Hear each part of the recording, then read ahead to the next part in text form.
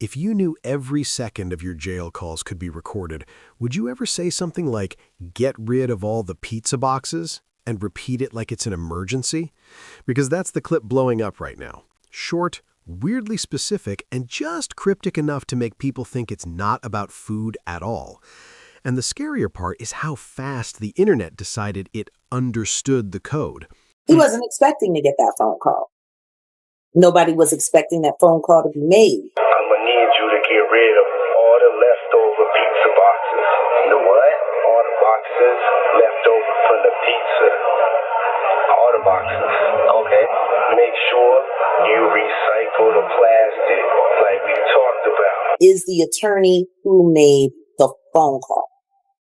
And why it was parceled out to social media as paperwork had been served. And I'm not saying allegedly, Sean. And you're lucky I signed the NDAs that I did. Otherwise, I would tell them about all the things that I did with you when I was. The audio is being shared as an alleged prison call involving Sean Diddy Combs, where a voice is heard pushing instructions about leftover pizza boxes and recycling plastic. That combination is exactly why people latched on, because it sounds less like housekeeping and more like a cleanup order. But here's the part people miss. A lot of listeners instantly called it out as fake, straight up saying it sounds like AI, and that no one would be bold enough to spell anything out on a monitored line. And that doubt matters, because once a clip goes viral, it doesn't need to be real. It only needs to feel real. And the timing made it feel real to a lot of people. Here's what's really going down with Diddy's leaked jail phone call. At first, it sounds harmless, just Puffy talking about pizza boxes. But this isn't about late night munchies. No. Pizza is actually a code word hiding something much darker. An underground network arranging illegal activities involving youngins. What up? Yo, listen. Do not entertain none of this nonsense and nothing over the phone. I'm gonna need you to get rid of all the leftover pizza boxes. The what? All the boxes left over from the pizza. All the boxes. Okay. Make sure you recycle the plastic like we talked about. Yeah, some people are writing that boxes sound like cages. You know, we have somebody talking about how Star Island is right next to a shipping unit and a very short drive from an international airport. And that's where Diddy lives. There's apparently a huge shipping place right near Diddy's home in Miami. And it's also been confirmed that Diddy's mansion did have underground tunnels. And some actually say that they connected to the Playboy mansion nearby. The scary part is that in certain circles, ordering pizza doesn't mean food. It's a way to describe arranging under-the-table deliveries of not-of-age ex-workers, as if they're menu items. Is just as simple as ordering pizza. You could order as fast as 15 minutes. There's ads on social media and even gaming platforms that look exactly like this. You could select what age, height, and other really disturbing facts. Because this didn't happen in a quiet moment. This happened in the middle of a very public storm. Lawsuits and accusations have piled up, and the scrutiny got so intense that federal investigators searched properties connected to him in LA and the Miami area. So when people hear "get rid of the boxes," their brains jump to one thing: evidence. And that's where the online theories hit overdrive. Reports about Homeland Security investigations actions tied to an ongoing investigation with searches in LA and Miami connected to him fueled endless speculation about what authorities were looking for. Coverage also outlined how the legal fallout escalated after high-profile allegations, turning everything around him into a clue hunt. So now even basic words, boxes, plastic, recycle, get treated like a hidden language. But then it gets messier. People started connecting dots that might not even be on the same page. The pizza boxes theory morphed into something way bigger. Alleged tapes, alleged recordings, alleged compromat that some claim has been whispered about for years. And that's where things go from viral clip to full-blown conspiracy fuel, because the internet loves a hidden archive story. The question is whether any of it checks out, or if we're all just filling in blanks with our worst assumptions. Diddy's private island, shipping container island right across the way. Diddy's island with all of his friends, just a short drive away from a very huge island platform full of shipping containers, and you have to go right next to the Coast Guard. We all know what's been sealed and talked about. What are the odds that this man lives on this island just a short walk away from this entire platform of shipping containers? Come on, what do Diddy and shipping containers have in common? Did anybody else know this? This right here kind of blows my mind, because if I was some star, the last place I'd go put my island is anywhere close to anything like that. So why in the world are these two so close to each other? And what do these and this have in common? And the fact that you have to go right past the U.S. Coast Guard, that's pretty crazy. But hey, Diddy's island that just got raided is a short boat ride away from a whole bunch of shipping containers. Do you see the connection? He adds, get rid of all the plastic, which has fans speculating. Some wonder if he's referring to party supplies, while others think there might be something more significant going on. Make sure you recycle the plastic like we talked about.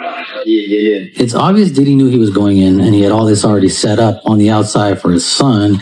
And plastic could mean CDs. If he had some, videos on CDs or videos on flash drives, they're made of plastic.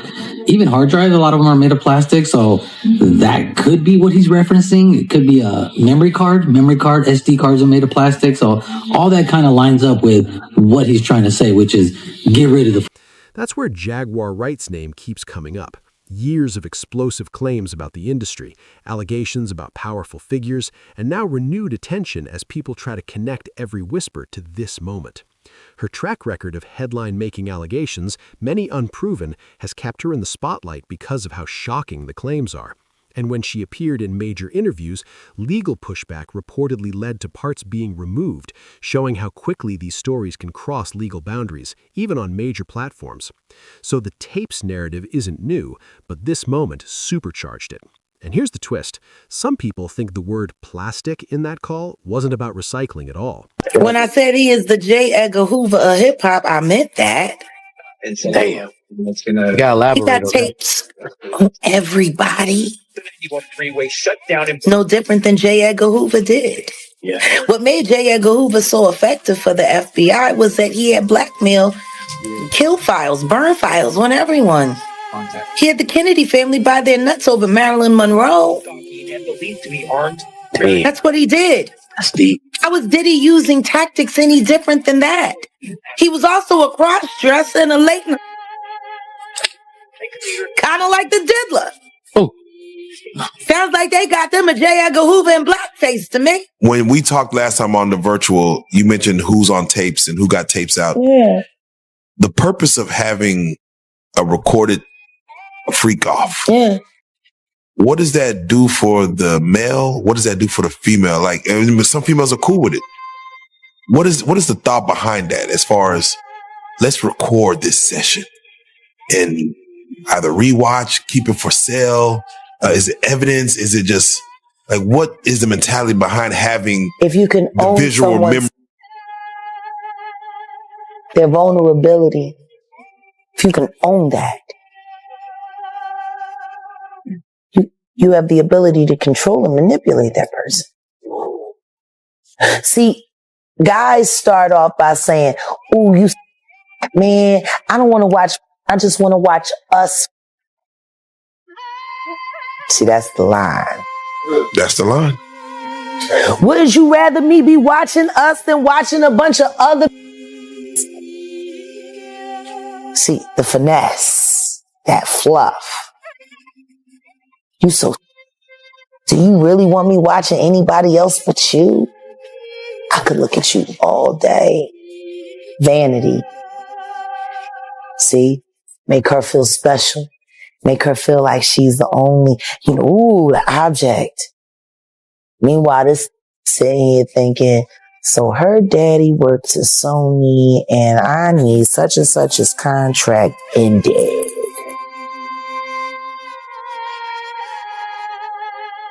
Does it also work this way for men? Absolutely.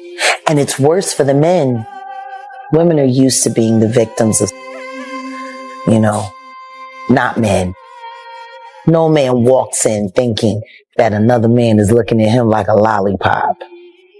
Not a straight man. Like I said, there's another tape of me out there. I just don't know where it's going to pop up.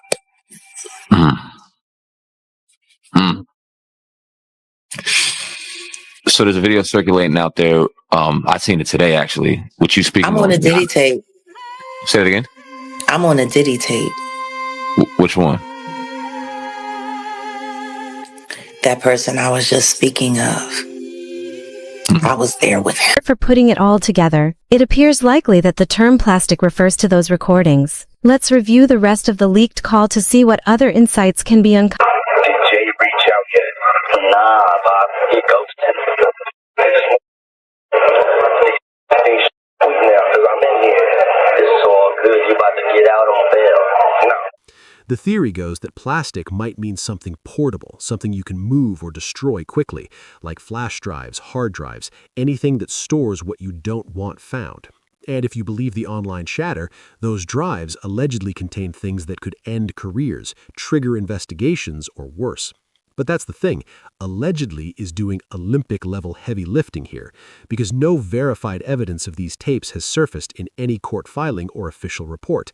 It's all rumor, all speculation, all someone said they heard. But the story won't die because it fits too neatly into the chaos. Party at Diddy crib in LA. This was the beginning of 2020. You know what I mean? Diddy had put everybody else out the crib, like the influx of people he had put him out, but he had took a liking to me in particular. Then the internet started pulling in other names, claiming the alleged tapes don't just involve one person, but a whole network. Jay-Z's name got dragged into threads, with some alleging he was at certain events or parties where things allegedly happened. But he stayed completely silent, which only makes people speculate harder. And that silence is where Jaguar Wright's claims about Sean Carter gained traction again. Allegations that he's worse, that there's a reckoning coming, all presented as her perspective, but treated by some viewers as insider truth. I know what makes Diddy being publicly shamed like this so left. What's that? Sean Carter is worse. Uh-oh. Oh, man. He's smarter. He's patient. He's not sloppy. Mm-hmm. Just been lining up people he calls friends and stepping to the side while they get hit by the guillotine for 30 years.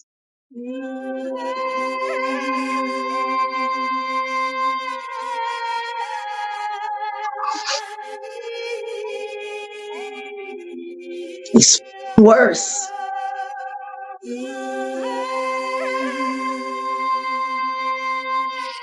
So when you think his moment of reckoning is coming, because we talk about that often on the platform, and not that we don't know him to wish anything bad on anybody, but we've heard that too. So I think the KPD trial has the potential to force Sean Combs to finally be honest about some things that he hasn't been honest about, which could create great leverage for knocking that big lip camel face back into the oblivion in the depths of hell where he came from. And I'm going to be right there every step of the way. I got you. You just don't know it yet. Let's review the following portion of the leak. Check this out. I need you to reach out to the producer. Let these motherfuckers know there's a release date for that new Netflix movie. Alright, Bob. It's just crazy right now. Okay, so there's a lot going on here, but I could definitely tell that saying the Netflix movie is definitely associated with a freak-off videotape. That's pretty easy to put together.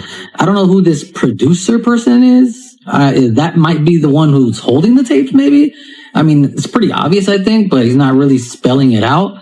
And actually, there was a lawyer going on news stations telling everybody that multiple tapes are being shopped out. So this could be before that happened.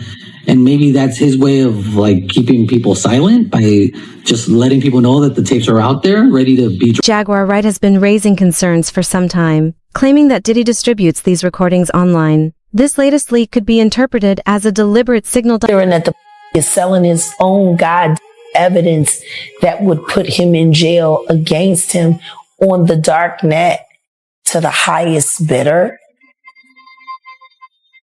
Why would he sell evidence of his debauchery and savagery? Why would he sell on the dark net his tapes of just terrible? Wanna know why? Because he doesn't intend to stand trial. Is he protecting people, or are people protecting him? Oh no, he's selling it because he needs the cash.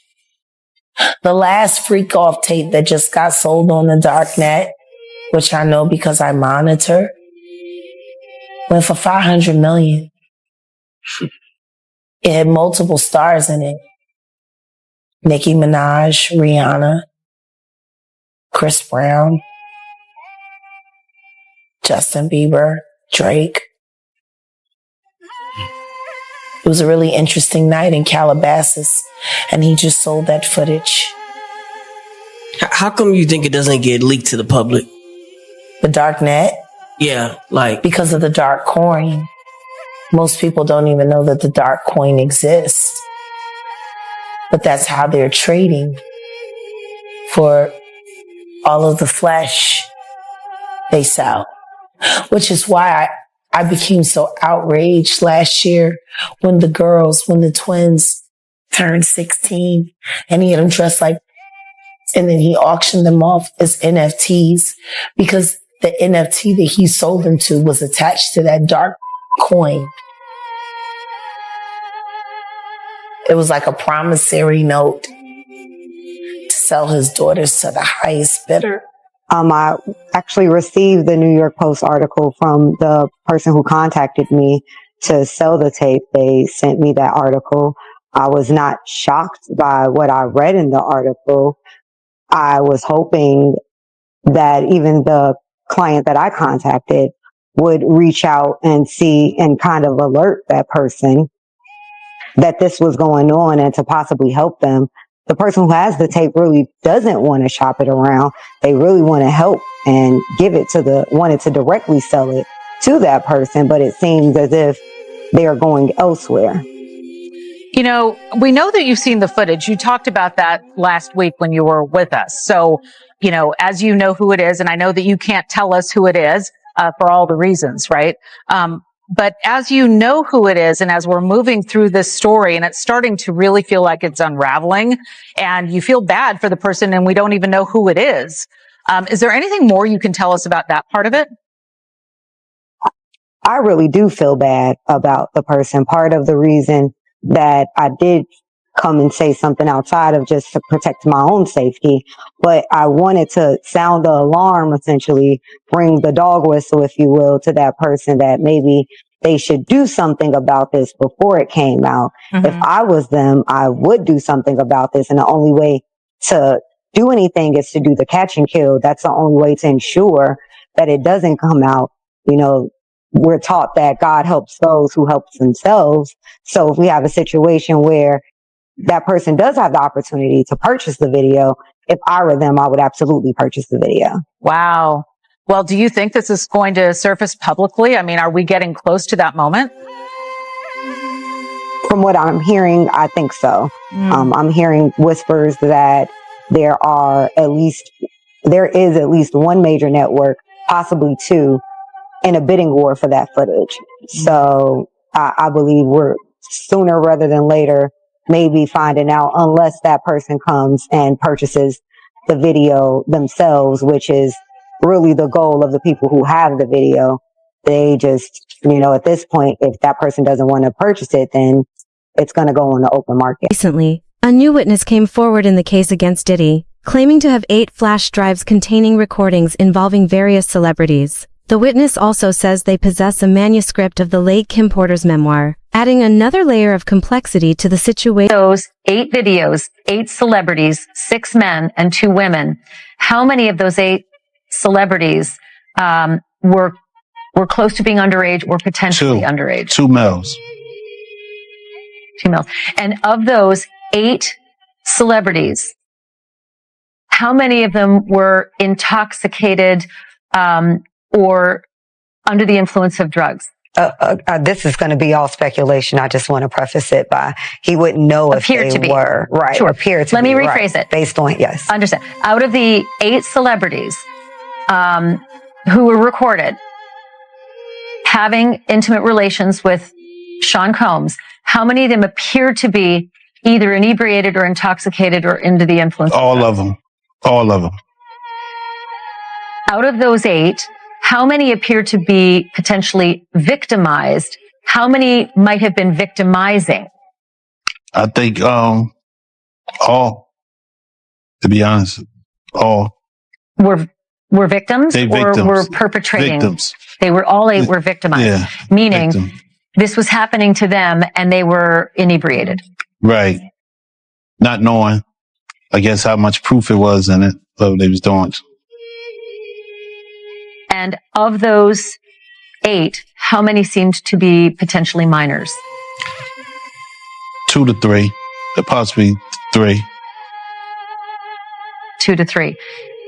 Also on the flash drives, Courtney, was what looked to be a manuscript written by, it appears to be a woman who had taken Kim Porter's private journals and had written a book. Is that accurate? We don't know. I don't know how. Yeah. I don't know how, who wrote it, put it together, but it was from her when I spoke to her. What you received on the flash drives, was it the completed book or was it notes from Kim Porter that later were made into a book? It was completed. It's only 60, Okay. only about 54 pages.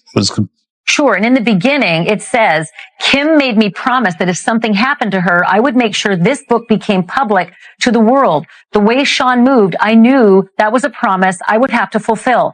Kim knew I was a woman of my word, and this book was going to make it to print. So it sounds like it is a woman who wrote up the notes from Kim Porter. Does that sound accurate? It's how you read it, yes. I haven't even read the book. Do you know who the woman is? No.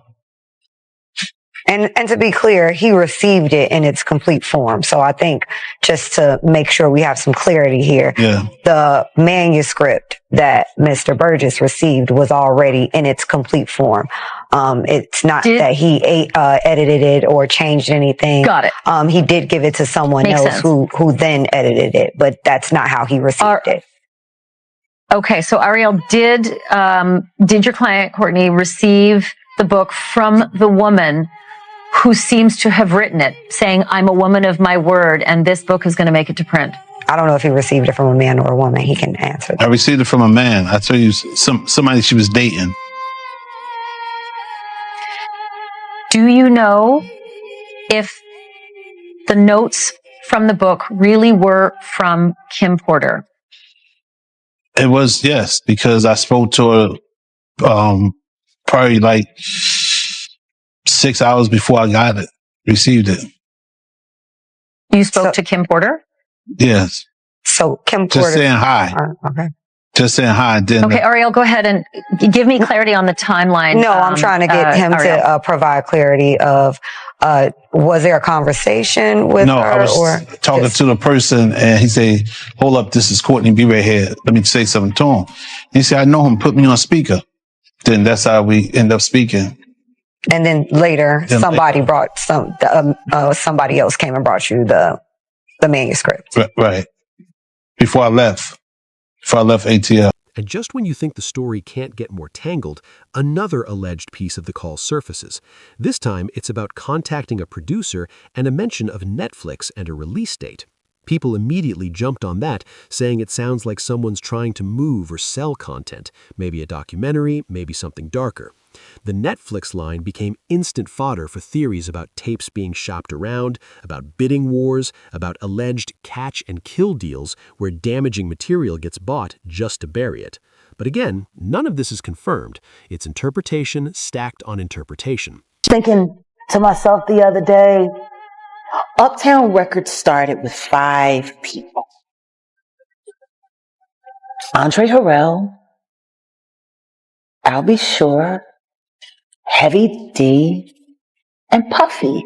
And Kim was the longest working employee because she was there from the very beginning. She was Andre's personal assistant.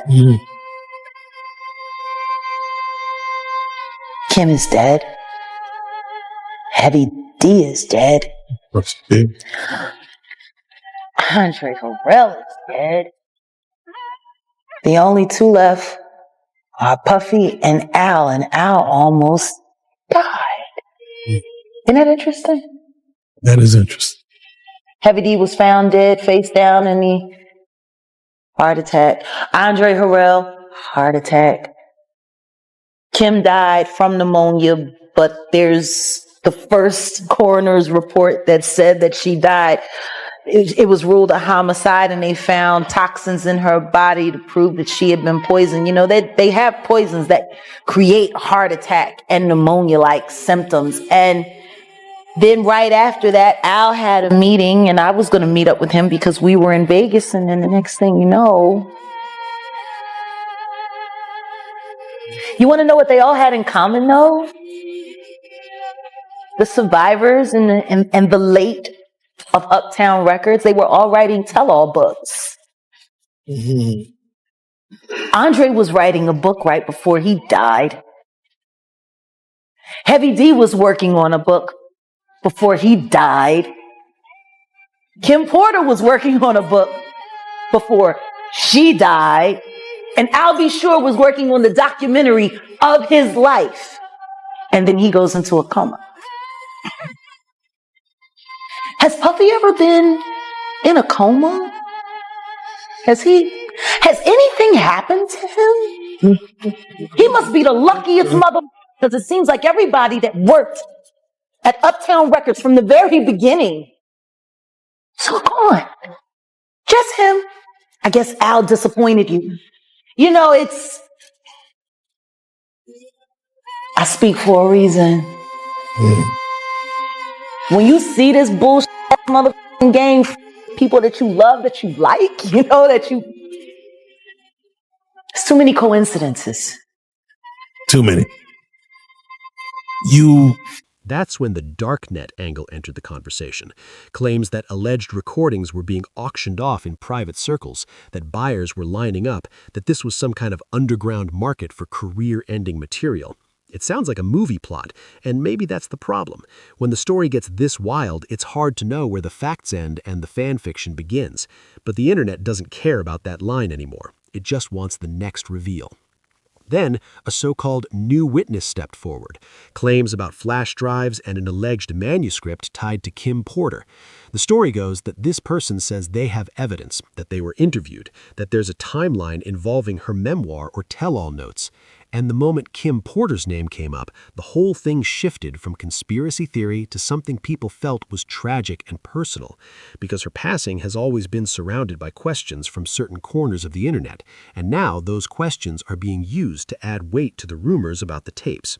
So now we've got alleged jail calls, alleged tapes, alleged manuscripts, alleged witnesses, and a whole ecosystem of someone said that's being treated like gospel by thousands of people. And the wildest part is how it all loops back to that one phrase, get rid of the pizza boxes. Because whether it's real or fake, it became the spark that lit every other rumor on fire. It gave people permission to believe the worst, to assume the code, to fill in every blank with the darkest possibility.